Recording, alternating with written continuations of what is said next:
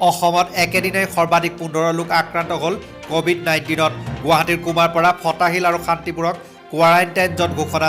3 দিনলৈ বন্ধ উত্তৰ পূৰ্বাঞ্চলৰ বাণিজ্যিক হৃদস্পন্দন ফাঁচী বজাৰ। আত্মনিৰ্ভৰ ভাৰতৰ 20 লাখ কোটি টকাৰ কাক কিমানকৈ দিব, সেই কথা সদৰি কৰিলে কেন্দ্ৰীয় বিত্তমন্ত্ৰী নিৰ্মলা সীতাৰমণে। এই আঁচনিৰ গৰিষ্ঠ অংশ লাভ কৰিব ক্ষুদ্ৰ, লঘু আৰু মজলীয়া উদ্যোগ প্ৰতিষ্ঠানে। আৰ্থিক সকাহ প্ৰদান কৰিবলৈ 9টা বিশেষ ব্যৱস্থাৰ কথা উল্লেখ।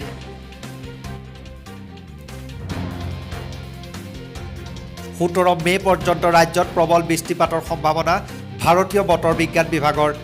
বংগোপসাগৰত নিম্নচাপ সৃষ্টিতে এই পূৰ্বানুমান।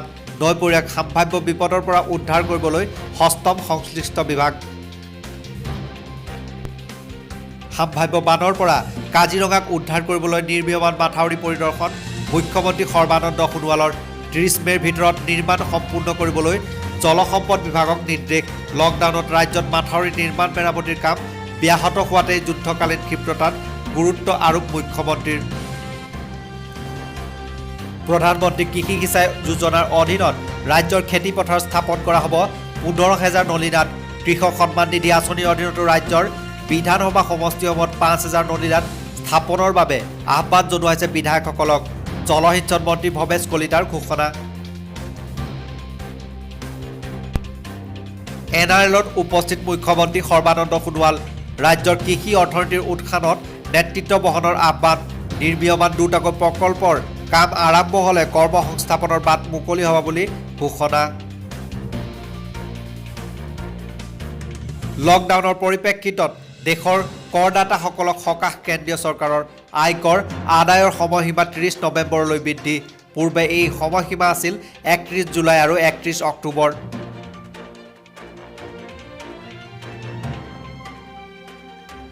দুলীয়াজানত কেমেৰাত বন্দী হ'ল বগা কাউৰীৰ আলোকচিত্ৰ।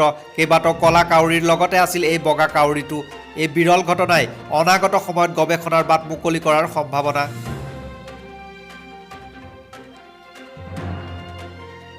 মুখ্যমন্ত্ৰী সাহায্য পুঁজিলৈ 1,26,000 টকা আগবঢ়ালে সদৌ অসম লেখিকা সমাৰোহ সমিতিয়ে। শোণিতপুৰৰ উপায়ুক্তৰ জৰিয়তে আগবঢ়ালে এই বৰঙণি। জিলা আৰু শাখাসমূহৰ পৰা সংগ্ৰহ কৰা হৈছিল এই ধনৰাশি।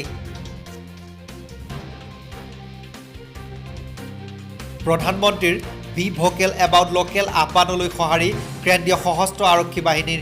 ইয়াৰ সকলোবোৰ কেণ্টিনতে কেৱল স্বদেশী সামগ্ৰীহে বিক্ৰীৰ কথা ঘোষণা। 10 লাখ এনে জোৱানৰ পৰিয়ালে অহা 1 জুনৰ পৰা স্বদেশী সামগ্ৰী ব্যৱহাৰৰ সংকল্প গ্ৰহণ কৰিছে বুলি ক'লে কেন্দ্ৰীয় গৃহমন্ত্ৰী অমিত শ্বাহে।